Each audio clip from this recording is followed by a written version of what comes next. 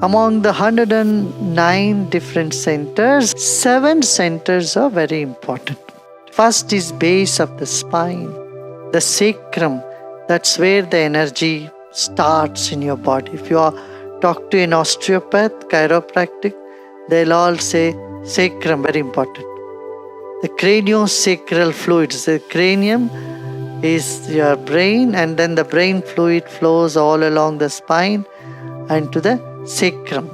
So sacrum is the first point. And then the second center is behind the genital. The third center is in the navel region near the solar plexus. If you do meditation, your solar plexus becomes bigger.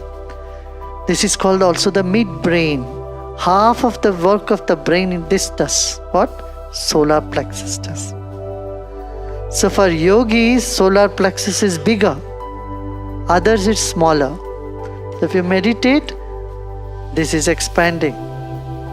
When this expands, there is stability, there is joy, there is confidence, there is comfort, all those things come. And then fourth is just heart chakra.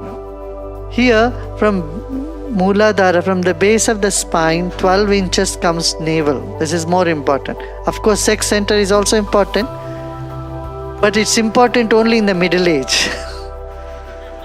From teenage to middle age only. Afterwards, it loses its significance. But for the children, sex center is not so important, not also in the aged person.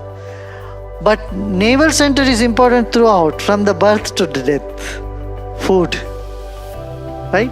From there 12 inches your heart, from there 12 inches throat, from here 12 inches in between the eyebrows, from here 12 inches. So these are 7 points. Now Shiva says attention, taking your attention from one to another chakra, you will start feeling the energy shooting from one to another. In this movement of energy, you experience inner space and you experience the bliss of the inner space. When we take our attention to any one point, one chakra, first you don't see anything, you don't feel anything, you just feel the blankness. As you continue in the blankness, you will start feeling sensations, some vibration, sensation. So 3 stages here. First is just blankness. Second is some vibration, sensation. And the third stage is light or energy. Full manifestation. That is little advanced stage. Right now, just take your attention there and do nothing. Just relax. Some thoughts may come, some experiences may come. Whatever comes, you just let them come.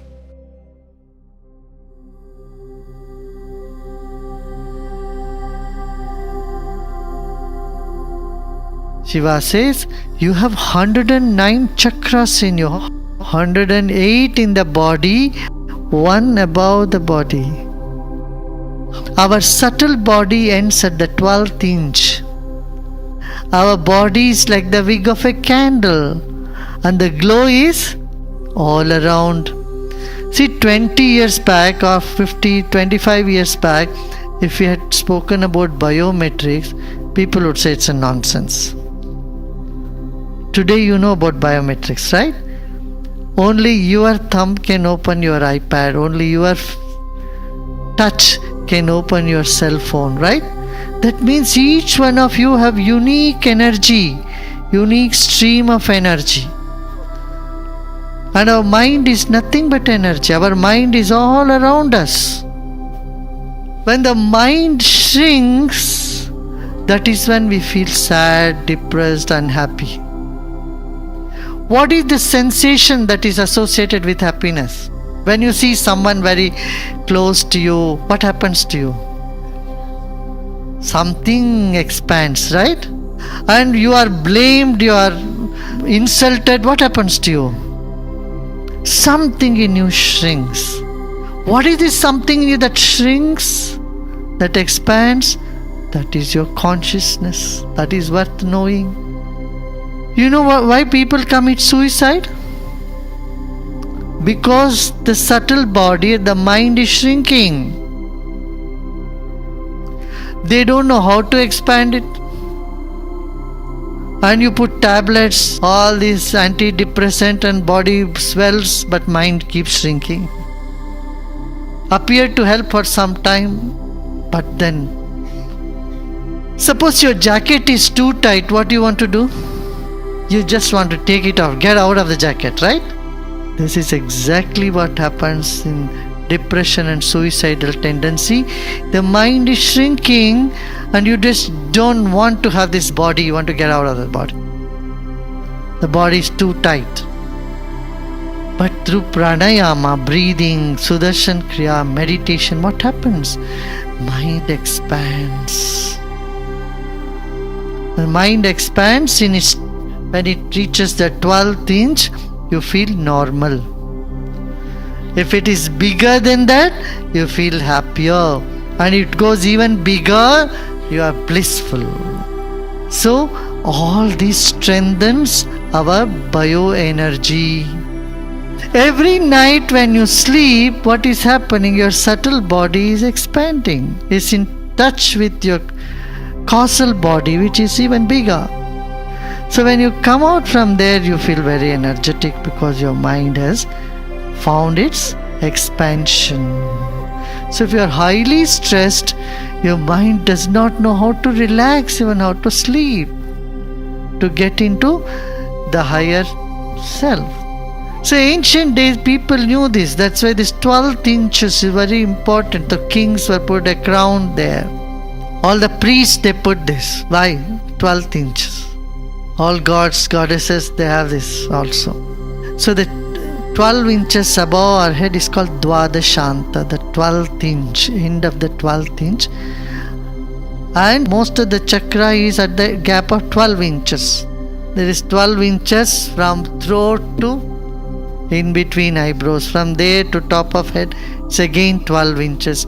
From here to chest is 12 inches. From here to navel is 12 inches.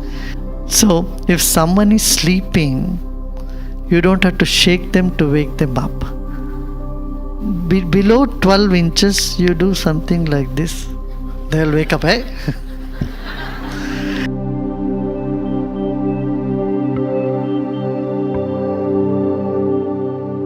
Wind, string or percussion, any of this instrument, when you pay attention to it fully, at the end of it, the mind dissolves. But we don't know how to listen to music, I tell you. We keep playing, somebody is playing the music, we keep talking. We are not listening to music like in a meditative space. We are not listening to music to create a space within. We are listening to music to occupy our mind. And music without words would be even better. Words keep your brain engaged, your left brain engaged, activated. But string instrument or flute instrument, in a very meditative, even piano would do for that matter. Listen to it for a few minutes and then shut it down. This is also a technique that says you, through the music, and then you create the inner space and just enjoy the space within. It should not be too many instruments, too many things at one time, then it keeps us active, keeps the brain active. It has to be one small thing. Even in different sounds has different impact on different parts of the body. You know why some people like the hard rock? It activates the first chakra, the base chakra. Hard rock, big drums. So if you are dull, it doesn't allow you to be dull. It just pushes you up. Then you come to the navel center, then it is the string instruments, guitar, something much lighter. String instruments have an impact on the navel chakra. And then you go further up in the heart, it's the flute instrument, subtler.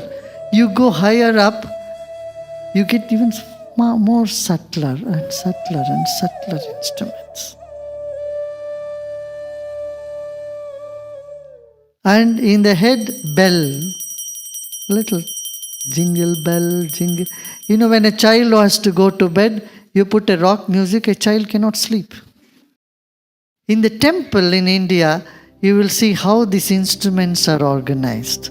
There used to be 7 gates in the temple. Outermost, they will have these big drums. And then as you go inside there is a gong. And then you go deep inside, it's only bell and a conch. And if you enjoy silence, even small noise looks heavy for us. So, but to enjoy silence, these are all the ways. First, the bass ones just wakes you up, and then big horns and big instruments.